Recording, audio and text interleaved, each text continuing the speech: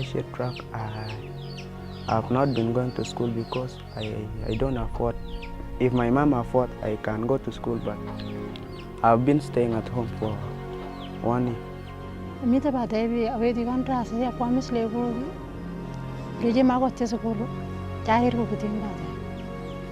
I used to go and dig some people's lands, and like now I am adding somebody's house. I like to be a doctor.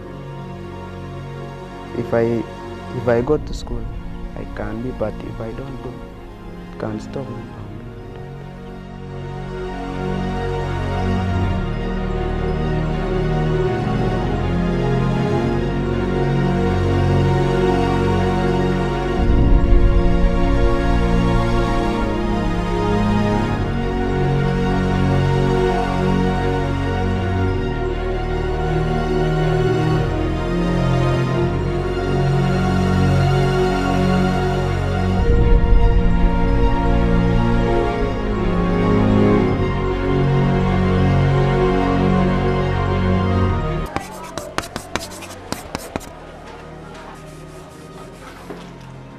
Now, we have already talked about what you are not supposed to do when you enter the laboratory. Are we together? Universal Secondary School Education, normally referred to as USE, is a government program that was introduced in 2007. The government intended to enable as many children in accessing secondary school education. It was a good idea because very many children had been locked out from accessing secondary school education. So the government thought that by introducing USE, it would enable as many children as possible to transition from primary school to secondary school. But in doing so, government at that time didn't have the capacity to absorb this big number of those who had qualified to join secondary education. So it looked for alternative ways of making sure that all those who qualified are given the opportunity. And what was the alternative here? The alternative was to look to bring on board the private schools to help out the government. Because the most important thing you need to note here is that government did not have capacity, did not have the many schools that would take up that big number.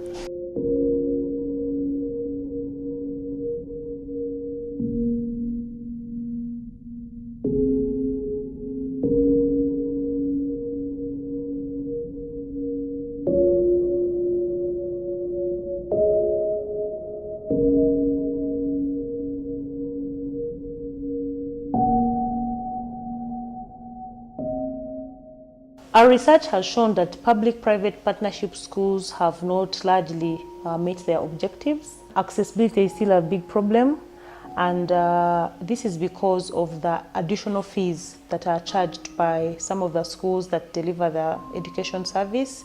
And this one affects very many children from poor backgrounds because, like we've said before, they cannot afford even the small money that they are asked to pay in addition. School safety and sanitation also is a big challenge that is being faced by the PPP schools, especially the ones that are running boarding facilities.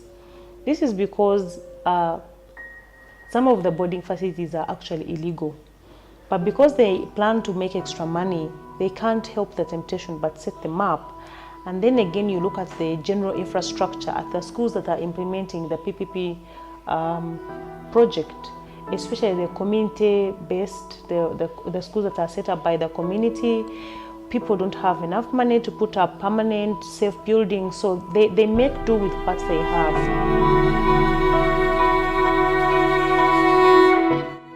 In fact, we have a challenge like in PPP schools, because some schools would want to charge a fee which they would use even to put up infrastructure. No, that one is not allowed. The money that is paid, by the way, is just for current expenditure. Findings from the field indicate that there is bad performance because we wanted to get access. Everyone join secondary school. Now the ending result is that there are so many children and they are congested in schools. You're also going to find schools where performance is not given as priority. What people are into is getting so many children, especially the private schools, because many of them are profit motivated. Because the main objective, one of the strategic objectives of the secondary education was to increase access. Before even looking at quality, we needed to increase access, to give a chance to everybody. Then we sort out the quality issues as we move on. It has been found that some schools do have laboratories, but there are signs that they do not use the equipment in these laboratories. For example, you can walk in a school and you find cobwebs almost everywhere. You're going to find a water jerrycan very dirty. You're going to find cylinders. You're going to find everything, apparatus that are very dirty. That is evident enough that the children are not using these equipment. And that shows that there are no government teachers to teach science subjects in these schools.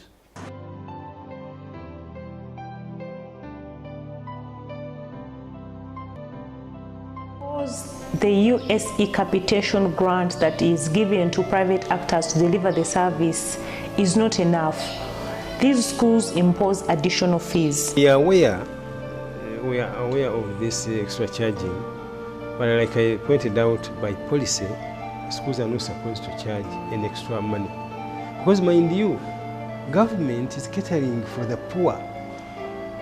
And why government came on board is because many of these parents or students could not afford. Now they are coming, government is giving a subvention, some kind of contribution, and you continue charging. Then it loses meaning. The fees that are being charged to parents are not actually worth, because when they are charging these fees, the government actually are not involved, and they charge these fees forgetting about what is coming from the government. So you find at the end of it, it is even losing the meaning, the objectives of this program.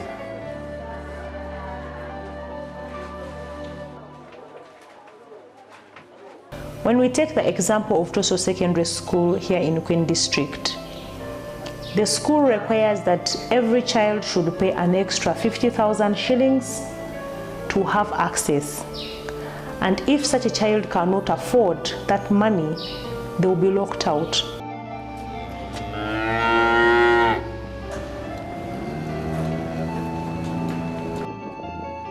The problem that I have is school fees. I pay 50,000 by time for milk. That's why I am at home. School fees I don't have. School uniform, shoes. That's why I'm not happy when I am at home. Our learners are supposed to pay 65,000 to act as food money, but before we introduced that amount, at first we had taken it to be free, and we wanted students to study freely as long as they could get free education. But as time went on, we realized teaching a hungry student was very difficult, so we again called on the parents, the PTA meeting. Then they passed on by themselves that students were supposed to pay. So from that meeting now is when we began sending students home for food money. So as we introduced that idea, others now could not afford it. Others kept on becoming great absentees. They could come and other days they don't come. Then others decided to stay at home. Then besides food money, others could find a problem or a challenge in trying to afford even mere uniform of 30,000, a blouse and a skirt, and probably a sweater. Other parents who have become negligent cannot now afford anything, and then decides to leave their children to stay at home like that. Those who have become proven absentees now, those ones are a bit many. They are above 30. Because my parents are still going to school. When I am at home, I'm not very happy. The problem I have, the school fees. I never go to school because of the school fees. and the uniform we don't have, and books also not there enough. I will be a doctor. If you went to school, you will be a doctor, but I don't have money. I'm now staying at home. I want to be a policeman because I see their job is more fair.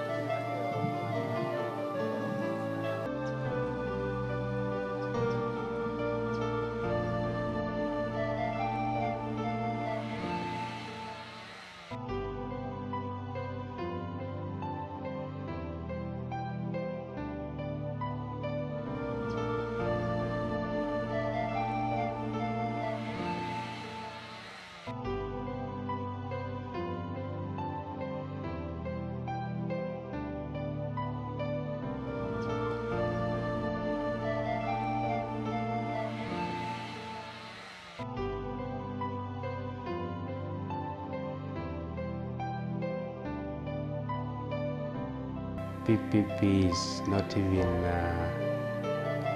a temporary solution. It should completely be phased out.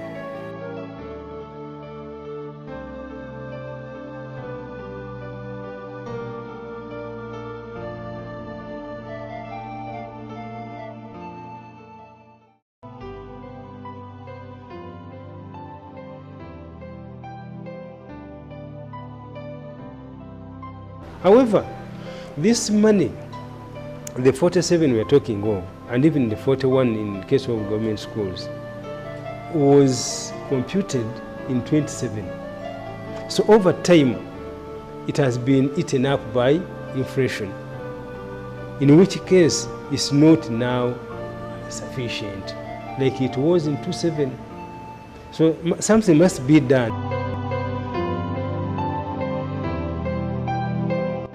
Something must be done to ensure that there is improvement in this partnership. But we also have to ask ourselves, if the government increases this money of whatever amount, are we sure that the schools that are levying exorbitant fees at the moment are going to stop levying this money?